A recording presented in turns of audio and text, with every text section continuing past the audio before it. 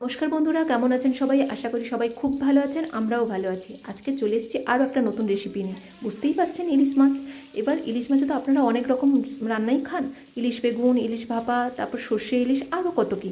এই রান্নাটা কি কখনো বাড়িতে বানিয়ে খেয়েছেন? যদি না খেয়ে থাকেন অবশ্যই একবার ট্রাই করতে পারেন। কথা দিচ্ছি খারাপ লাগবে না, জিভে কিন্তু লেগে থাকতে পারে।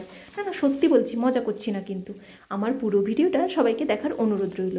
চলুন তবে রান্নাটা শুরু করি। এবার প্রথমে মাছটাকে একদম হালকা, শুধু এপিড ওপিড আঁশটুকু লাগবে সেই মতো ভেজে তুলে রেখে দিয়েছি।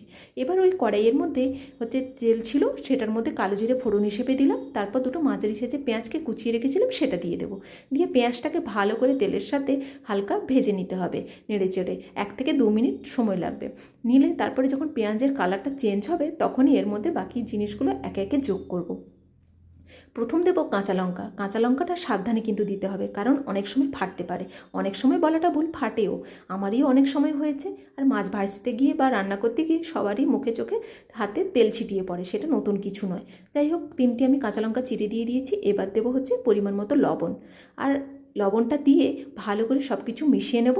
নিয়ে এরপরে দেবো হলুদ গুঁড়ো, তারপর দেবো লঙ্কা গুঁড়ো।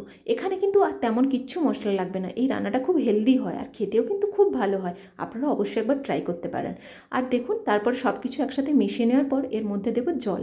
জলটা আমি ততটাই দেবো যতটা আমি গ্রেভি খাবো, কারণ এই ঝোলটা একদম পাতলা ঢালঢেলে ভালো লাগবে না, আবার একদম শুকনোও ভালো লাগবে না। তাই জলটা একটু পরিমাণ মতো দিতে হবে, কারণ এখানে কোনো সবজিও ব্যবহার হচ্ছে না, শুধু মাছটা সেদ্ধ হবে। এবার এর মধ্যে জলটা দিয়ে ফুটতে দেবো 5-7 মিনিট, নিলেই তারপর রেডি হয়ে যাবে। এই রান্নাটা খুব তাড়াতাড়ি হয়ে থাকে কিন্তু। এবার আপনারা অবশ্যই একবার ট্রাই করতে পারেন, আর আমাকে জানাবেন অবশ্যই কেমন লাগলো, আর রান্নাটা করে খেয়ে আপনাদের কেমন লাগলো সেটাও জানাবেন। এই সময় গ্যাসের ফ্লেমটাকে আমি মিডিয়াম টু হাইতে রাখবো। ভালোভাবে যখন ফুটতে শুরু করবে তখনই মাছটা দিয়ে দেবো, দিয়ে 5-7 মিনিট ফুটিয়ে নিলেই রেডি হয়ে যাবে আজকের রেসিপিটি। আর রেসিপিটি ভালো লাগলে লাইক করবেন, শেয়ার করবেন, সাবস্ক্রাইব করবেন, আমার পাশে থাকবেন। আর আপনারা অবশ্যই অবশ্যই ভালো থাকবেন, সুস্থ থাকবেন।